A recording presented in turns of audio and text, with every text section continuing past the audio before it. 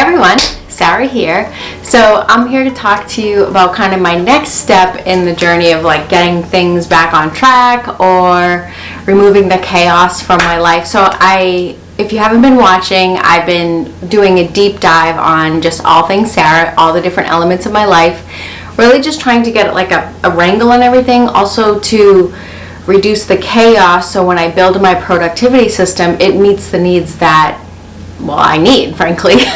So this is Plan the Grind. Thanks for watching. If you guys are new here, I do all things like productivity system, planning, but really just focusing on what's important so I can just move the needle, I guess. So I hate to use that term, but it's true. I just want to live with intention, reduce the busy BS, and yeah, so this is my attempt at figuring out what I need to pay attention to going forward in my work life. So if you haven't been watching, I did a deep dive on myself, and then from doing the deep dive on myself, I started to do a deep dive on my work life.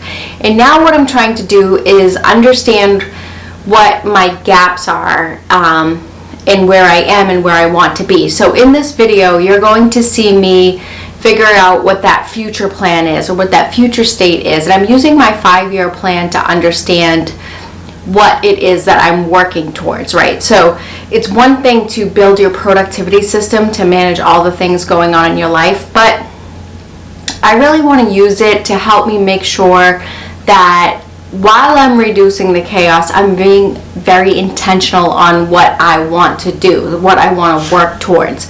So you'll see in this video that I'm doing a gap analysis, and then from that gap analysis, I'm building out like just small projects that I need to incorporate into my weekly planning routine, to help me make sure that I'm making progress towards my goals and I'm not just living in the busy BS that is there. So that busy BS is what brings the chaos, and I want to reduce that and maximize like living towards what I want to be working towards. Like I want to work towards the goals. And that really comes with understanding what my 5-year plan is. So I'm not going into my 5-year plan, I'm just understanding I'm going into the gaps between where I am right now and where I want to be in 5 years. And I'm building projects, or I'm identifying projects that I can take on realistically with all the things going on in my life. So I'm really understanding what I need to work on so I can build that into my weekly plan, monthly plan, yearly plan, quarterly plan, whatever it is may be. So this is my way that I do a gap analysis so I can understand what I need to work on to reach those 5-year goals, and then build that into my productivity system. So not only am I working the busy BS, but I am also working towards my goals. It helps me reduce the chaos, but also gives me some time to work on the things that I want to work on and not just the stuff that you have to do. So pay attention. This is me going into the gap analysis, and if you haven't yet, check out my previous videos because this is kind of like the process that I'm documenting of me getting back into the swing of things. So thanks everyone. I'll talk to you soon. Bye. So what I am working on is trying to figure out where my gaps are. So we all know that I did the mind map to kind of understand what I needed to do, and that's my everyday activity. So working through that. But the other aspect of my work is my growth opportunity. So this is where like the mini continuous improvement projects that I run to help me continue to grow and get better at my role. And what I'm doing here is I have to figure out where do I want to be so I know where I'm at and what the gap is, right? So this tool here is called an A3. We use it in Lean. And really, I'm not going to go too much into the tool, but right now, in order for me to understand what my gaps are, I need to know where my target is. So the next level for me is a vice president role. Some of the things that I would like to get more involved in the actual industry itself and then grow a business or a function. So I know that those are some of the things that I need to do to get to my next level, to grow in my role. So if I start to think about, okay, That's just not going to happen. I have to like make it happen to some extent, right? So what are the things that I need to work on in order to fill in the gap or to get there, to make sure that I'm ready for this next level? So I did a bit of a gap analysis, and that's what I want to do with you all today. Now remember, the gap is, if I say, where am I at today? I am at, a director level. And the next level up is vice president, but also I that's not the end game, right? That like I still, in order to be effective, I want to know more about the industry, and I need to prove that I am ready for a vice president level, right? So what's the gap analysis? How do I get there from where I am now to the gap to VP level? What do I need to work on to get from director level to the vice president level? I don't want to just be put in the role and not be effective. I want to be successful at it, right? So I started to poke around LinkedIn, and I just searched the jobs for vice president role, the requirements of the skill sets that I feel that I could be better at, right? So some of the things that I know that I have gaps in, and whether it's like formal or not, whatever. But like I know that I want to be better at communicating my productivity metrics, right? So productivity metrics, that's a strong need for any vice president role. You have to be able to understand the productivity metrics, be able to communicate that, establish metrics. Now, you guys know I'm kind of a metrics geek here, but I want to be more disciplined around it. So I need to be more intentional about it, because I kind of let them go to the wayside, to be honest. And then I know that I want to be better at strategic growth. That was another thing that I kept seeing in the job postings are reoccurring. Strategic growth kept coming up. Business development was another area that was a common theme that was missing. Compelling communication, communicator. And then staff development was another thing. And then kind of more formalized analytics. Now, I do have some background with analytics just with my Six Sigma, but I want to be more formalized around it. So formalized analytics. So these are some of the things that let me do one thing at a time here.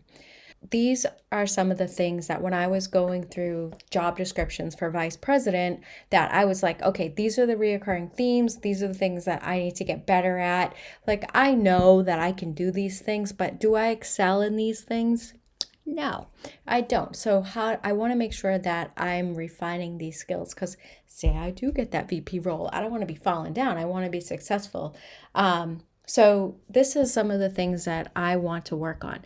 So these are the gaps. Now, these are the little initiatives that I need to work on in order to continue to grow. So you know that I always like to have these little side projects that I'm incorporating in on top of my everyday activities.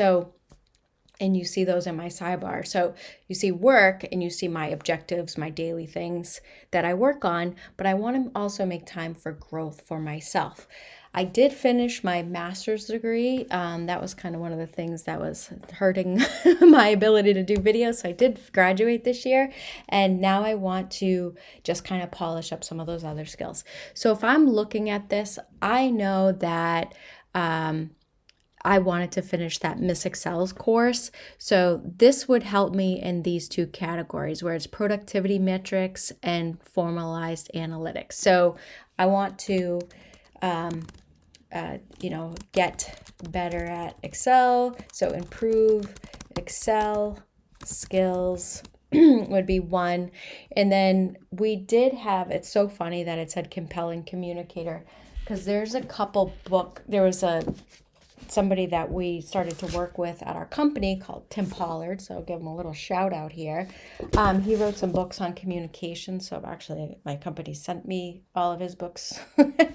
So I knew that I was going to work on that anyway, but his book was called The Compelling Communicator. So I'll put some links in the descriptions for the book. So Compelling Communicator. So, and there's actually a framework that he uses when he builds out his communications. And I have that framework. So if they paid for me to learn this, I want to incorporate this. So use Compelling Communicator framework. Stop saying oof. Okay. And then the other thing was, if I'm looking at that staff development, so I need to still do some research on that. I need to figure out, so maybe I could do like a 360 feedback on my team. So I can get a feel for what they think of working for me, I guess. I consider it more with me, but anyway. I'm just going to stop right here because that's a lot to kind of take on. So I'm going to just focus on those priorities. And I know that improve Excel skills and then use compelling communicator framework and then the 360. So if I'm looking at these different things that I want to do, I want to break down the Miss Excel's course into some tangible modules so I can just keep a schedule, break down and schedule Miss Excel course, and then I'm going to read, this is just a book, read Compelling Communicator book, and then I also want to use the framework. I'm a hot mess over here. Compelling Communicator, wow, that was completely, use framework and upcoming presentations, Kaizens. So this I think I might want to keep track of. And then there was another book just that I saw actually on TikTok, the job doctor, Tessa White. She had a book called The Unspoken Truths for Career Success. So I'll put that in the description. I started reading it. I love her page on TikTok. She's like an HR person, like a bigwig at HR somewhere. So anyway, so I want to read her book as well, because these are just some things that I know I always find her tips useful. So I'm going to continue to read her book. So these things here are the rapid experiments or the projects that I'm going to actually incorporate in my work life that I want to break down. So on top of my everyday, these are some goals that I want to work towards. So these are some of the small improvements that I'm going to work on. Okay, so now I'm looking at my parking lot. So I just went and I put some ideas of rapid experiments, of things that I wanted to do to kind of get to my target state, right? Some books that I wanted to read, some frameworks that I want to practice, and a course that I wanted to take. So if I go to my parking lot, I had already kind of put those down. So the things that I'm actually going to pick was I would call them low-hanging fruit in my world. So I'm actually going to highlight these because these are the ones that I'm actually going to work on. And then, and then the Miss Excel course. This one's obviously going to be more impactful because I need to be better at doing analytics. Like I have all these tools that I can do like Power BI and stuff, but I can't like build stuff from scratch, and I just need to be able to have that agility. So those are the 4 initiatives that I'm going to incorporate into my personal growth for work on top of like what I do every day, because these aren't really all that big of a lift and they're still going to be impactful. So those are the things that I'm going to schedule into my projects for my work life. All right, so recap, do the gap analysis, and then I tried to figure out some different approaches I could take, and then my rapid experiments going forward. And that relates into these highlighted initiatives that I'm going to work on and to grow in my professional life. All right, everyone. So thanks for watching. I hope you enjoyed this video, and we will talk soon. Bye.